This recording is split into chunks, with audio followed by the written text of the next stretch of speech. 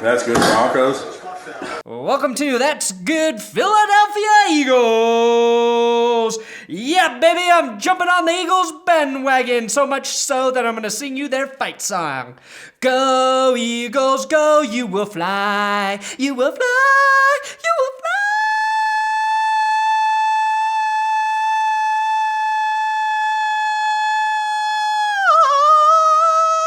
Above all the other teams and be victorious, 'cause we're the Eagles, we're the Eagles. Okay, so maybe I made up the fight song, and maybe I'm not switching bandwagons. I still gotta root for the Broncos. Still gotta root for the Broncos, baby. Okay, so the real intro. Welcome to Brocklight Savings time. Why Brocklight Savings? Because you think you want it, but when it gets dark by 4 p.m., you're like, what the fuck is this shit? Things were bad for the Broncos today, but not Cincinnati Bengals bad. AJ Green choked, body slammed, and then punched Jalen Ramsey in the helmet like a true football genius. Both those guys were ejected, just like the Broncos were rejected by the Eagles. There are multiple fights this week in the NFL, and I'm gonna cover that in a video coming up shortly after this one. Who had the best fight, Mike Evans or AJ Green? Stay tuned. Say what you want about the Bengals and the Buccaneers sucking, at least they had some fight in them today. The Broncos had almost no fight in them on the field. At least that's the way it appeared. I want to start with this. If any of you are taking any kind of joy in the fact that Brock Osweiler played poorly, I don't get where you're coming from. I wanted to see him redeem himself. I wanted a close game at the very least. But the thing that we've been talking about all year is true. The Broncos offense is actually bad.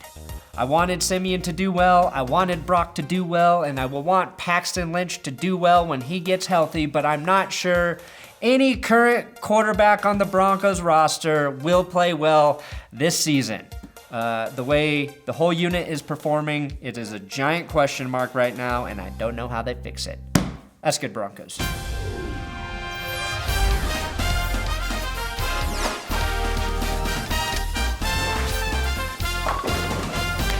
This episode is sponsored by BetDSI. For any of you who are still watching, there's a link in the description. If you use my code GOOD25, they're gonna give you $25 free to wager however you want. Any game, any sport, I'm giving you $25 free. At least you can maybe take a little solace in using the free money I'm giving you to turn into more money.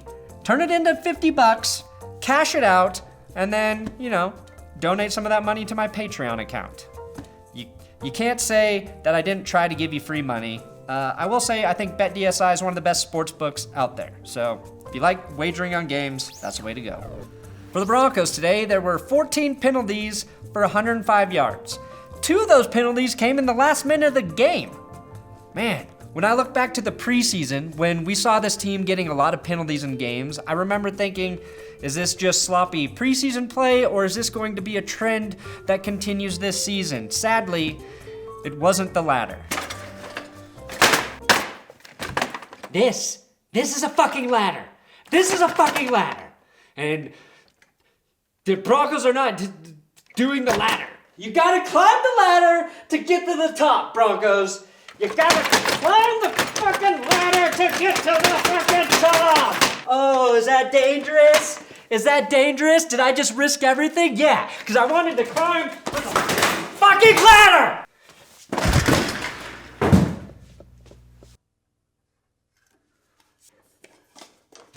Okay, some of that anger is misdirected. I made some bad financial decisions lately, and I'm taking it out on the Broncos. I don't even know what that ladder thing, what am I doing? I think I would be good at motivating the team in the locker room, though, for the fiery, angry speeches. I could be that coach. On a positive note, I did learn something today. Benny Fowler is not just Benny Fowler. He's Benny Fowler the third.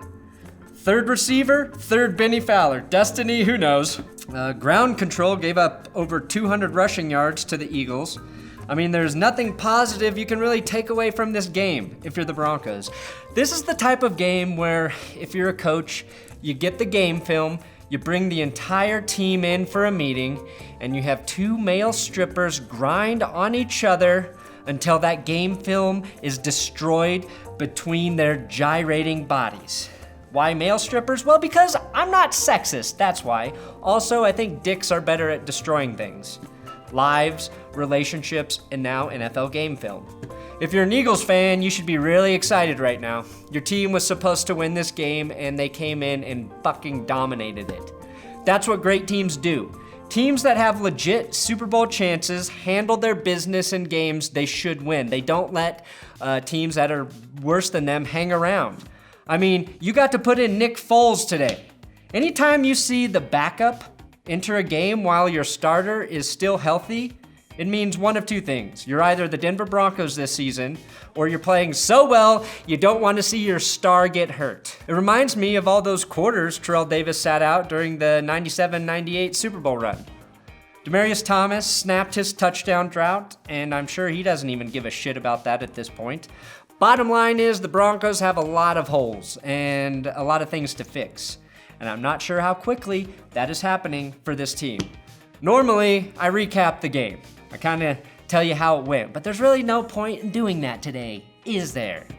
DT and Brandon Marshall both scored touchdowns. Brandon McManus was the only player you could argue that played perfect in the Broncos' 51-23 loss, which I believe is karma for the Broncos beating the Eagles 52-20 back in 2013. Remember that game?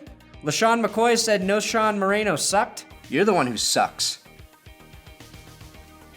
Sucks air. The only Denver Broncos show that talks about why LaShawn McCoy is such a fucking jerk.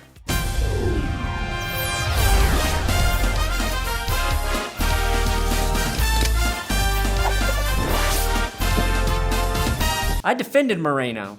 And if you don't believe in karma, look where McCoy is while his Eagles have a very good chance at being in the Super Bowl. He's stuck in Buffalo where he has a better chance of getting hit in the face with a dildo than he does getting to the Super Bowl. So watch what you say.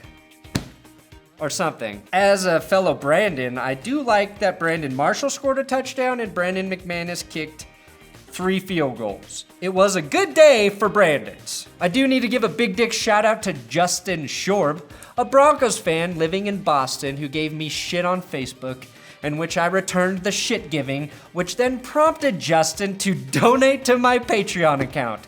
That has to be the first time that's ever happened. Justin, thanks for the support. Living surrounded by Patriots fans must be like living in hell. I understand why you're angry. Also, shout outs to David Skogerbo, Flynn Van Hemmen, Chris Valencia, Graham McDougall, Felicia Cordova, Jason Weymouth, and Derek Palmitter. You guys are not only challenging my ability to speak, but I appreciate your donations. There's a link in the description here on YouTube if you want to keep this channel going with your hard-earned money. Now look, Vance Joseph, Mike McCoy, they're taking a lot of heat right now. They're getting a lot of hate from Broncos fans. And I get where Broncos fans are coming from. You're frustrated, you're angry, but you're calling for everybody to be fucking fired. Everybody should be fucking fired.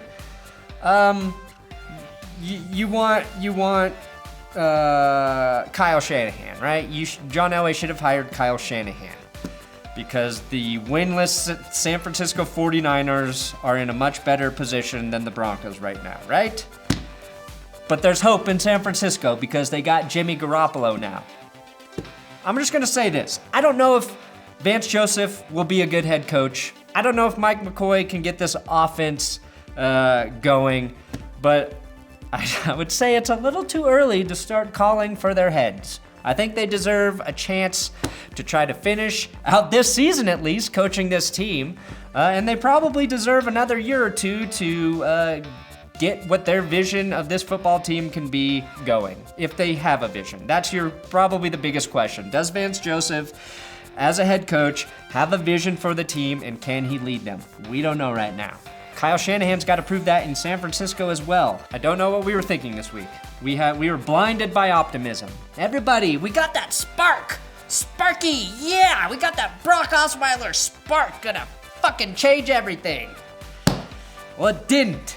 Usually, if you gotta make a quarterback switch in the middle of the season, it is not a good sign for your team. But as fans, we needed a reason to be optimistic. And we'll find a reason to be optimistic against the Patriots. FYTB, fuck that motherfucker. I think the Broncos can win. I'll explain later this week. And that's it for today. Mike McCoy, Vance Joseph, Bill Musgrave, you guys need to get together and blow some shit up. At this point, I think anything you've wanted to try in the NFL, but you've been too scared to try, there's too much risk to implement it, do it now. Now's the time to get crazy creative. I don't care if we come out against the Patriots, run Wildcat the whole game, run a 2-quarterback offense, or whatever you got cooking. PEDs for all the players, doesn't matter. No holds barred. Bring them back from the dead, guys.